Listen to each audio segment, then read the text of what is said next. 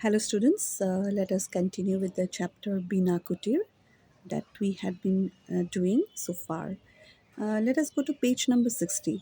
The last page was page number 60. I just started the paragraph, Oh, said Bina, and suddenly impetuous. In that paragraph, I had stopped. Let us continue with that paragraph. So far, before that paragraph, we came to know, students, that the narrator, he was conjuring up various pictures regarding the house Bina Kutir, okay, and he was imagining the inmates of the Bina Kutir, and they being engaged in conversation. And in this part, we get to know that the narrator was conjuring up a picture regarding the girl, the daughter of the house Bina, with her husband. And both of them were talking to each other, okay, and that house had been a witness of their affair. They had talked in that veranda for many hours together. They had spent quality time there. And so their Bina was telling, Oh, said Bina, it's so nice here. Don't feel like going in now. After such a long time, we have stood here like this. Don't know when I will get your presence here again. A note of despair crept into Bina's voice. We will be leaving in 2 days. What a job you have got. All these places that we will have to go to, Pasigat today, Aizwal tomorrow. The way father was telling you things, tears welled in my eyes. Here from this part, we get to know that Bina's husband was getting a job which demanded that he got transferred to different places. Okay, and so she's telling her husband that she's very nostalgic and she's very feeling very sad, and she's telling him that I don't know when we'll get your presence here again. Note of despair came to her voice. I don't know when that time will come, when the beautiful time, the quality time we used to spend here together, because we will be leaving in 2 days. After 2 days, they will be going away, because the job of her husband demanded that, and they will be going to the places like one day Pasighat, next again they have to go to Aizwal. The way father was telling you things, tears welled in my eyes, means her father was telling these things to her husband, and when she heard these things, tears were welling in her eyes. How much long am I going to be here? Once I'm gone, you will have to look after this house. I will write it in your name. What did father say? Why did father say so?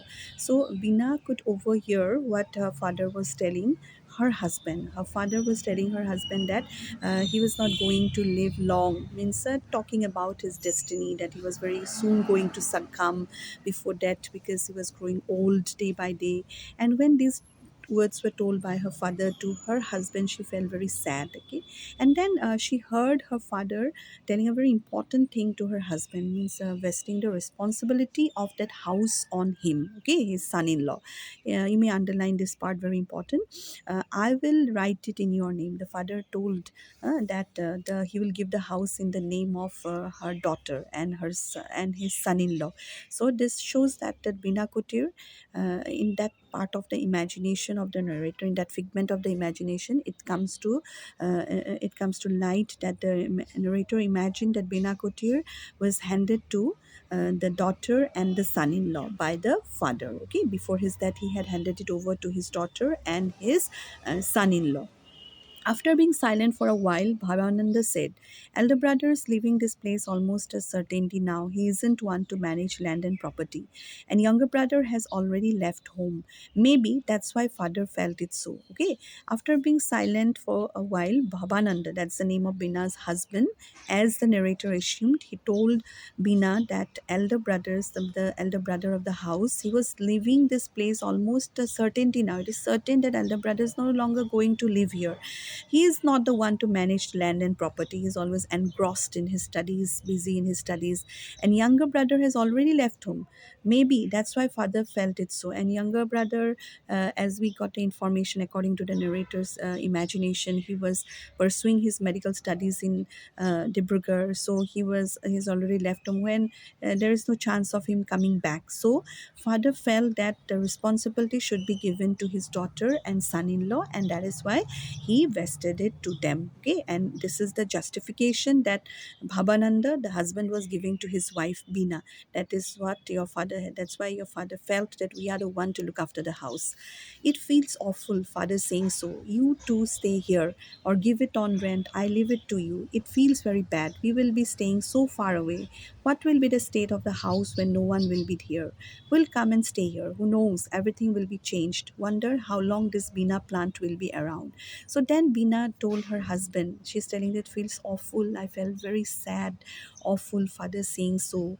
Father telling us that we too should stay here or we may give it on rent. It is totally up to us because he will give the property to us. So it will be our decision how we are going to manage it. We may live here, we may give it on rent. It feels very bad. We will be staying so far away. Okay, she, because it was her house. See, everyone student probably when you all must also be emotionally attached to your house where you have been brought up from your childhood. So many memories are there, isn't it?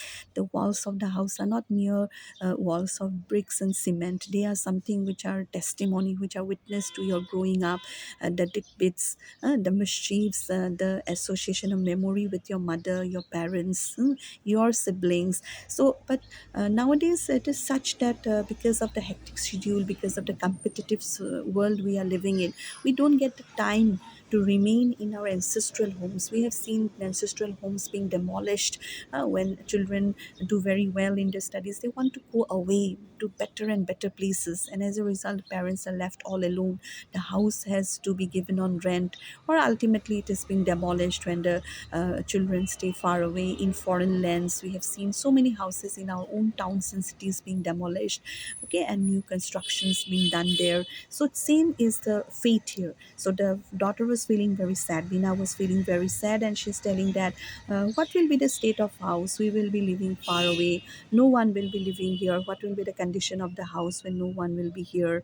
She's feeling very sad because once upon a time that house used to be vibrant, okay, overfilled with people, the three siblings, parents, and they were very social people. People used to come to their house, but those things are no longer there. Okay, so she's telling who will come and stay here? Who knows? Everything will be changed. I wonder how long this Bina plant will be around. So she was wondering what will happen to this Bina plant. Will it stay forever? How long will it stay? She was feeling very depressed, very sad. Okay, and there was a kind of despair.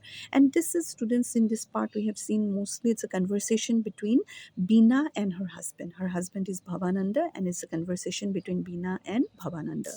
Bhavananda took Bina into his embrace once again, and pressing his cheeks against her, he said softly, Bina, when I saw you for the first time, I was standing in this very place. A horse carriage with film posters pasted on it, accompanied by a playing band, was passing through. I was taken by surprise. Even today, it amazes me.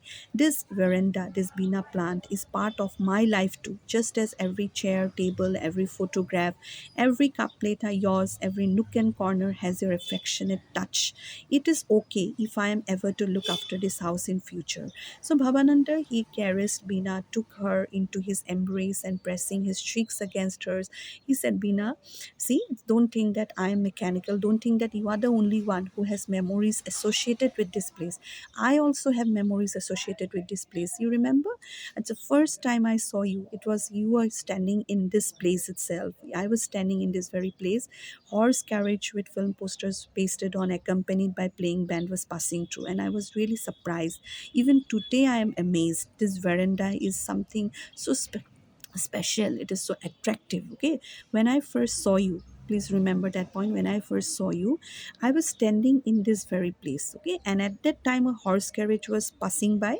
On that horse carriage there was film posters pasted on, and it was accompanied by a playing band. Okay, a playing band was also passing with it, and I was really surprised. Even today I am shocked. Today I am amazed. Today also I am mesmerized. I am overwhelmed by this veranda. This Bina plant is a part of my life. This veranda is also part of my life also. Just as every chair, table, photograph, every cup plate are yours. Every nook and corner has an affectionate touch. I know this house is as much as this house is yours, it is as much as mine also. Every nook and corner, every cup plate, everything has your affectionate touch, and I also feel that. I'm also attracted, I'm also sentimentally, emotionally attached to the places of this house. Okay, it is okay if I'm ever to look after this house in future, I will. Okay, father, your father, that's my father-in-law, has given me this responsibility. I will surely do that. I will not let anything change here, and whenever we come here, we'll find that all the things are the way they are now, to the best of my ability. See, that responsibility has been given on me by your father, and he has thought, and that's why he has thought of something. He has faith in me, that's why he has given me the responsibility, and I will take the utmost care to look after this house properly. I will not let anything change. I will, as long as I am able to do it, I will uh, I will try to maintain the house as it was, okay, in the past, as the things were in the past, to the best of my ability. So from this, it seems that the man Bhavananda, the son-in-law of the house, he seems to be very responsible, very emotional, very sentimental, very good kind of person, who was thinking about keeping the house properly, maintaining the memory. Display of light and shade, the bristling of the leaves, the soft breeze and the gentle fragrance, the starlit sky. I said so in my mind, and the noise in the shop suddenly stopped. Surprised, I look at the shopkeeper. Now this is the reality. Students, please don't get confused. The reality and imagination. Now we come back to the reality of the narrator. The play of light and shade, bristling, the movement of the leaves, the soft breeze, the gentle, sweet scent, the starlit sky. I said so in my mind. These thoughts coming to his mind. Whose mind? Narrator's mind. The noise in the shop suddenly stopped. There was a noise in the shop and it suddenly stopped. Surprised, I looked at the shopkeeper. I was looking at the shopkeeper who was staring at me. The shopkeeper was staring at the narrator. The shop was empty now. There is no picture to be seen in the Coca Cola bottle. That means the shop was empty. Most of the people had left. There was no picture, means that he had imagined in the Coca Cola bottle. That picture had evaded away. Finishing whatever there was in the bottle, I handed it over and said to myself, they do not think about renting a house like this. Even today, there are such people. Bhavananda is there, BINA too. Okay, so after finishing his drink, he gave the bottle to the shopkeeper, and he said to himself that they do not think about renting a house. They means just before he was thinking about Bhavananda and BINA, and he imagined that they are not going to rent the house. So he was telling to himself that even now there are people who are not materialistic, who do not only think of making profit, who give importance, priority to sentiments and emotions. Even today there are such people. Bhavananda, Bina, they too are like that. Okay, these people are like that. What are you saying? The shopkeeper said in astonishment. 55 paise. The shopkeeper was shocked, okay, to hear what the narrator was telling, and he's asking, what are you saying? Then the shopkeeper said, 55 paise. Excited, I cycled back home. He was excited. The narrator was excited, okay, at the prospect that there are still people like Bhavananda and Veena living in this materialistic world, opportunistic world. Okay, he cycled back home. I slept well that night. Such peace, business, and commerce driven, occupied with calculations of square feet, every inch counted for, diesel smoke, the sound of machines, the quagmire and profit and loss, the chief fluorescent lighting up the place, cutting, cost cutting, evident in it all, the dust and the squalor, adumbrating the atmosphere. In such a situation, there are still people like Paramesh, a couple like Bhavananda Bina, people who are untouched by the attraction of huge, tasteless buildings of reinforced concrete, who do not want occupants to take the place on rent. So that peace, he got a lot of peace in his mind. He slept well, and his mind was occupied by, he was thinking that in this today's world, what is the motto? People are business minded, there is commerce, some people are driven by business and commerce, they are motivated by business and commerce, they are only occupied with calculating square feet. I mean, each and every square feet of the land has to give them profit. They think only about that. They think there is diesel smoke all the town, there's a sound of machine in that area, in most of the areas in fact.